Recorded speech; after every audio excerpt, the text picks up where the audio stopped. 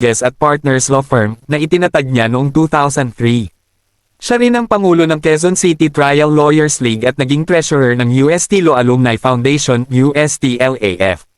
Bukod dito, nagsilbi siyang Deputy General Counsel ng Integrated Bar of the Philippines. Pagsuporta kay Bongbong Marcos, noong 2022, si Vic Rodriguez ay naging pangunahing tagapagsalita at Chief of Staff ni Ferdinand Bongbong Marcos Jr. habang ito ay tumatakbo para sa pagkapangulo. Matapos manalo si Marcos, itinalaga si Rodriguez bilang Executive Secretary mula Hunyo hanggang Setyembre taong 2022.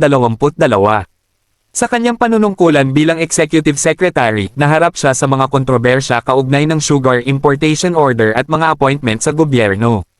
Pagbitiw at pagsusuri, nag-resign si Rodriguez noong 17 ng Setyembre taong 2022 pagkatapos lamang ng 3 buwan sa posisyon. Sa kabila nito, patuloy siyang nagsilbi bilang